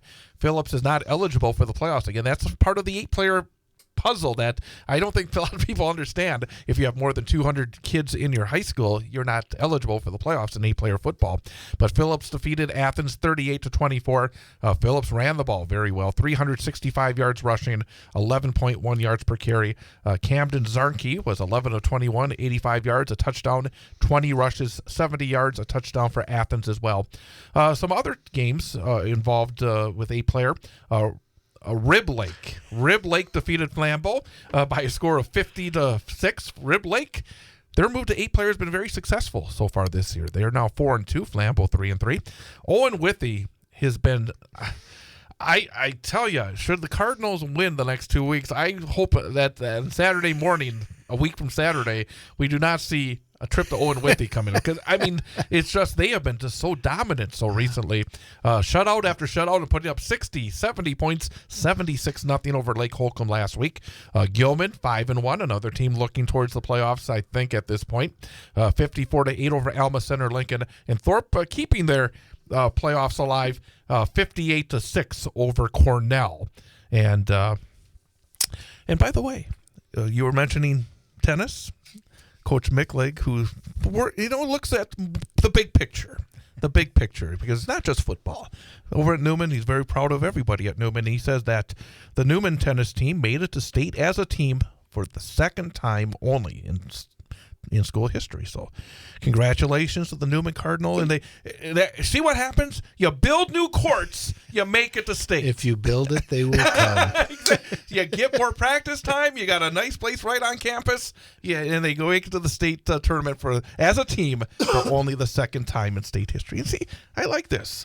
Ian and his dad gave us the information about the golf, and Coach Mickleg giving us the information about the tennis. It's nice to know that people out there caring about this. Absolutely. That's what we like to see. So we're going to come back in 1 minute, and we're going to look ahead. And boy, you said it. We got some big games coming up. We're going to talk about the week 8 action coming up next. With Jason Foster, I'm Chad Holmes. It is the Big High School Sports Show, brought to you by K5 Construction on 98.9 WXCO.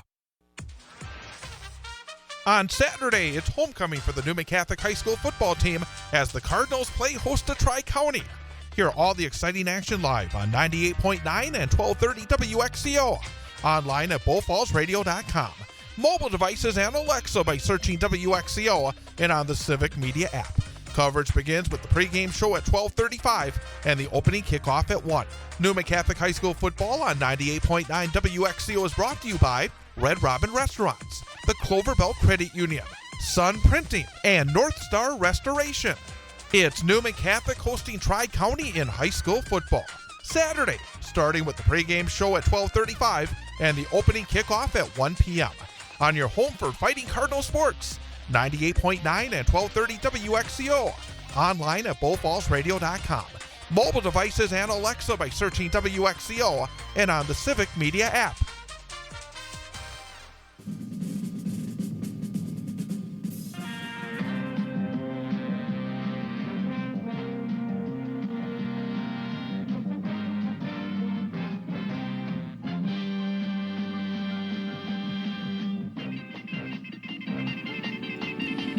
And welcome back. It is the Big High School Sports Show, brought to you by K5 Construction, a family-owned and operated custom builder in central Wisconsin that stands out from the rest for its commitment to quality and excellence. From design and planning to final construction, K5 Construction delivers superior results on every project. Do you have any other results to report there? Not yet. Efforting. There you go. Busy day in high school sports with the tennis sectionals going on as well. But let's look ahead to this week's action in high school football, the penultimate weekend of the high school football season. Wisconsin Valley Conference, Big Rivers Conference East showdown likely for the championship. Stevens Point 5-2 overall. DC Everest 5-2 overall. Both 4-0 in the conference. Of course, SPASH looking for a second straight league title behind quarterback Grant Shadenaw. Everest has a great quarterback as well, Logan George. You talk about the battle for first team all conference. I think both have great resumes. Game is at steam. Last season, Everest had the ball and a chance to win it in Stevens Point. What do you think? I don't know. I think it's going to be a great game. I think they have very similar offenses with the exception of, if you want to compare last year to this year, that maybe Everest has the greater big play potential. When you look at Xavier Edwards as kind of their big play receiver, and that's one piece of the puzzle that SPASH maybe hasn't replaced from last year, but they're doing things differently. Their quarterback's running the ball a lot more, but their running back and Bankston, they're also probably competing for running back of their offensive player of the year. Offensive player of the year. Yeah, and I mean, candidates. So a lot of candidate stats. And at the end of the day, kind of like the Everest game with Chippewa last week, probably comes down to mistakes, right? Probably comes down to turnovers and special teams and big plays. And I think the team that plays this one more cleanly probably is your conference champ. Wausau West at Eau Claire Memorial, a game that I'll have live here on 98.9 WXCO, BowFallsRadio.com, and the Civic Media app. West looking to get back on the winning track, help their playoff hopes. The Warriors have struggled in the last 2 weeks and losses to Stevens Point and Marshfield. Offense has scored only 24 total points in those two games. Memorial comes in after earning their first win, 30-22 at Rapids last week. Obviously, Memorial has been a team that's moved the ball, but they have not stopped anybody. And for the Warriors, maybe that's what they need. They need to get that offense going again. Yeah, I know that they'll have a great crowd over there. I mean, this is our second trip to Carson Park this year for the Warriors, but I think this one probably comes down to defense. I think obviously the Warriors are looking to get back on track on offense, but Eau Claire Memorial does some things offensively that is a little bit unique and that we haven't seen since earlier in the season, where they run a lot of plays, they kind of do some hurry up, no huddle stuff. So how we adjust to that, I think, is going to play a big role in the outcome of this game.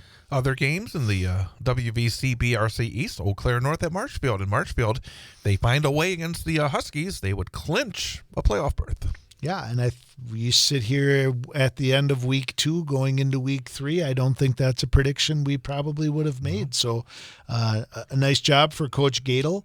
But at the same time, Eau Claire North, I think, is still a program that's looking for a signature win. And I think they probably weren't going to get it against the Everests and the Spashes of the world, but this is probably one that they look at and say that this would be a really nice win for them. I mean, Marshfield's certainly favored, but if all things go well for Eau Claire North, they're bound and determined to pick up a big win. Wisconsin Rapids at New Richmond, 0-7 versus 7-0. Not great, I would say, for the Red Raiders of Rapids, and New Richmond is kind of on their path to. I mean, this one is not a conference game for them, but crossover for playoffs. But This is one that they would like to have that no blemishes on that record when Yeah. it comes to seeding in 2 weeks. Great Northern Conference, a good one in Lakeland, Minocqua, as the Thunderbirds host Wausau East. East 4-3, 3-2.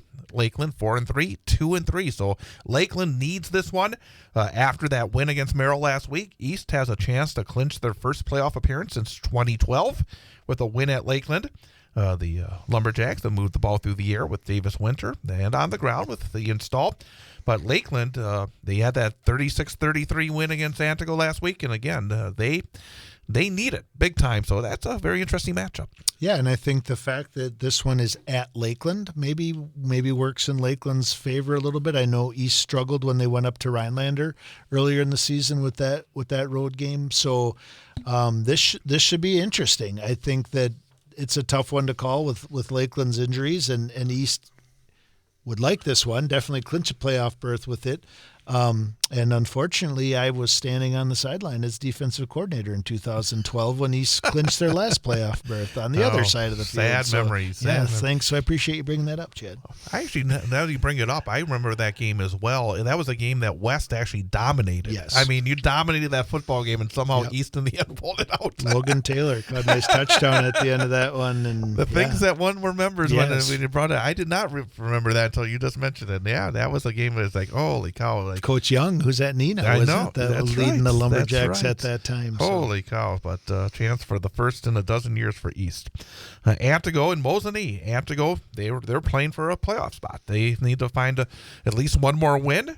And Mosinee playing for an opportunity to win a conference championship. Antigo 4-3 overall, 2-3 in the conference. Mosinee 5-2 overall, 4-1 in the conference. Mosinee 1 game back of Medford. They play Medford next week, so they got to win in order to make sure that they have a chance for at least a share of the conference championship next week. Mosinee defensively was very good last week against Rhinelander. Rhinelander's been struggling a bit offensively, but Mosinee was able to win on the road 26-6. Treve Stoffel continues to be the engine for that Mosinee offense. 273 yards and 3 touchdowns last week. And, of course, Brady Locken, as we mentioned, had a massive night with 6 catches, 144 yards. Antigo, Colton Tomei has been the offensive spark for the Robins, 558 yards passing, 443 yards rushing on the season. Antigo says, I've been just, it's always interesting. They did lose. I mean, after they lost to Merrill 31-0, I thought, well, that's it. They're going to, but the last 2 weeks, they played good football. They won the Bell game, and they went on the road and almost pulled it out up in Minocqua.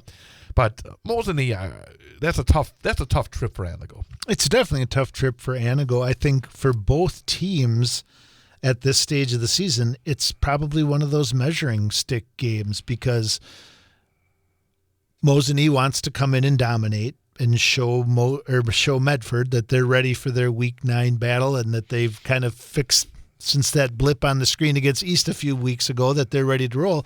And I think Antigo's been playing good football, and this isn't one that they probably circled on their calendar or scheduled to win, but they've been playing good football. And if they can come in this game and compete hard and make it a football game, I think to them that also is another sign that their program's heading in the right direction. Saturday afternoon, Merrill, for the third straight week, plays a Saturday afternoon game. They will host Tomahawk. Tomahawk 2-5, 1-4 in the conference. Merrill 4-3, 2-3 in the conference. The Jays, boy, they had to be licking their wounds. They were so close to getting what would have been a massive win at Tom Field last week, except for the made field goal. Merrill will welcome back quarterback Aiden Lonsdorf, who missed last week's game. E.J. Wykes did step in ably at quarterback and continues to lead the Merrill defense. Had 7 tackles and an interception last week. And for Tomahawk, I mean, if you get to 3-4, there's a pretty decent chance you get to the playoffs. So both teams still playing for that postseason opportunity. Yeah, and Tomahawk has definitely shown some signs of life. They've definitely shown the ability to run the football well, which I think is one of the things that East did well against them for most of the game last Saturday. So I think if nothing else, Tomahawk's ability to run the ball makes this a football game. I don't think this is going to be a runaway game. I think it should be close, and I think it'll be interesting to see. I mean, good gosh, if Tomahawk pulls that one off, that's a huge win for their program as a small school in this conference, and pretty exciting for them. But Merrill also has some things to say, right? They've done some things good in the year. They made some foolish mistakes 2 weeks ago that cost them some of their players. So I think this is an opportunity for them to get back on the right track. And Rhinelander at Medford, and Rhinelander, I think they expected to make the playoffs this year. They started off with a couple of non-conference wins, but have not been able to do it in the GNC. They're 1-4 in the conference. Medford, of course, has been dominant in the conference. They're 5-0 in the league, 6-1 overall. Rhinelander has not been able to put up the points, and with Medford being able to run the football, it just looks like a very tough matchup for the Hodags. Yeah, and I think it makes you wonder too, and where your program's at. And I have no idea. Yeah. Maybe they have some injuries and that sort of thing in Rhinelander. But going back to how they became 2-0, they played the two teams that left the conference that wanted to get out, and the GNC wasn't sad to see them leave, so they probably didn't set themselves up from a standpoint of challenging themselves with some tough games. Unlike Merrill, who we looked at and played. Who did they play early? Really tough matchup from the western half of the state. Who gave it to them the year before, but kind of set them in motion to have some wins at the beginning of the year. Osceola. I knew it was. I kept having Onalaska in my head, but I knew it wasn't them. Medford goes to Onalaska. It was an O. Exactly right. CWC Large, another game of the week possibility. The Battle of Unbeatens. Amherst at Stratford. They're both 7-0, 5-0 in the conference. But it's two teams that have done it differently. But in the end, bottom line is 7-0. Stratford has been dominant all season long.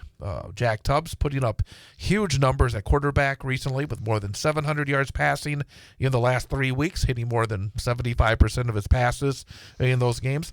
Amherst comes in after that miracle win last week.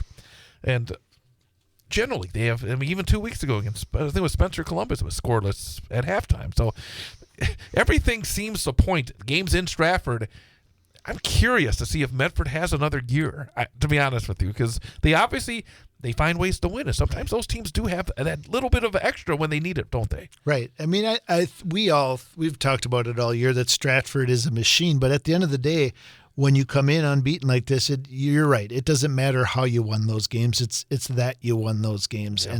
And obviously this has become quite the rivalry game between these two programs over the last years, and I think it's set up to be a really good game. I would be surprised if it is a really good game, because I think Stratford is just so good right now, but we know anything can happen. And I think the team that probably watches this one the closely is Whitburn, because that will very much feed into what that Week 9 matchup between them, how they come out of this Stratford game for Amherst, and Wittenberg kind of ready to maybe take an opportunity to steal one at the end. And Wittenberg-Burnham, I think, hoping that they don't have to get banged up this week with Marathon coming to town, and Marathon 2-5, 1-4 in league. Whitburn 5-2, 4-1 in league.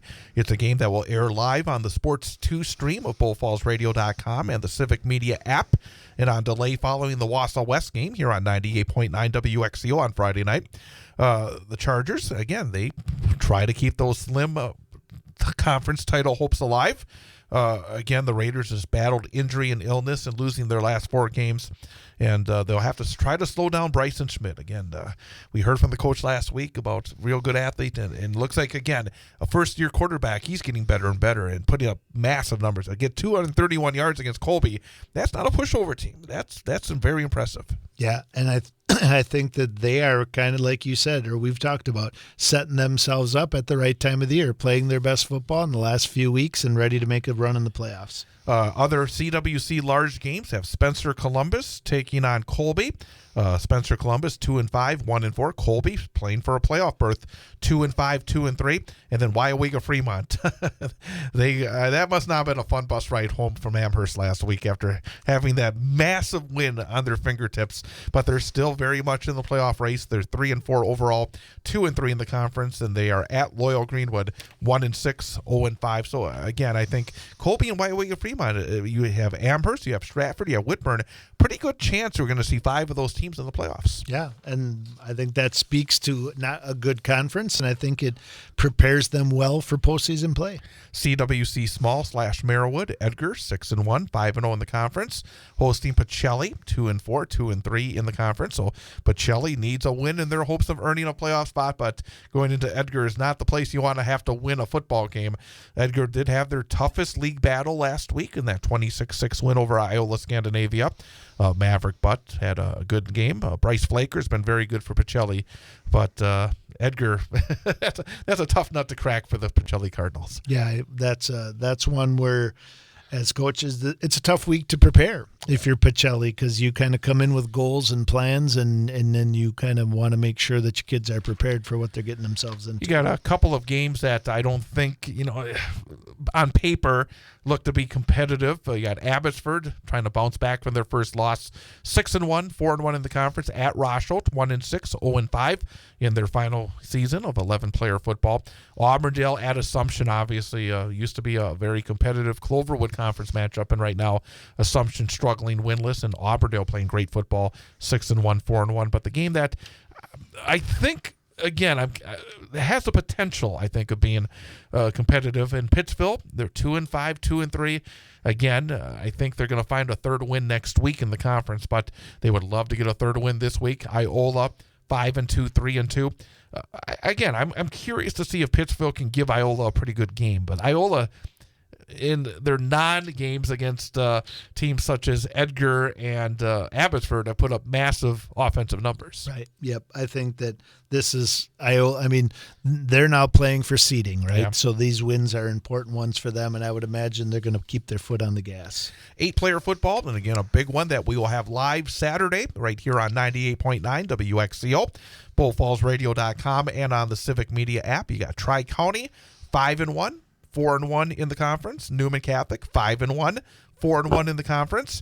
The winner keeps on track for a playoff spot, while the loser is maybe out. I don't like to make definitive statements on it, but it'll make it a lot more difficult.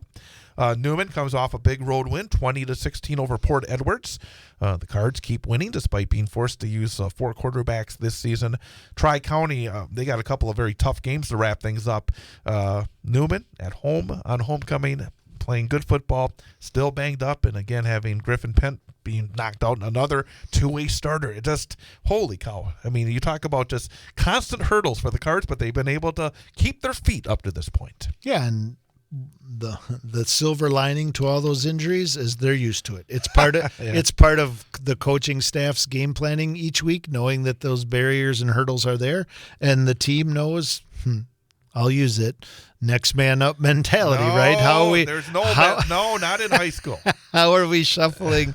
How are we going to shuffle the deck to put the best plan out there? And I think this is one of those situations where Coach Micklig's influence and game planning certainly plays a role in the outcomes of these games. Some other 8-player games. There's actually a game tomorrow. Athens at Rib Lake. Athens still looking for that first win. Hard to believe. I mean, they're not a terrible football team, but they're just having a hard time getting that first win. In Rib Lake, looking for their 5th win of the season. You have Thorpe and McDonald. That's a massive game in 8-player football because Thorpe has 2 losses. If they can get to the finish line with 2 losses, I think they're in.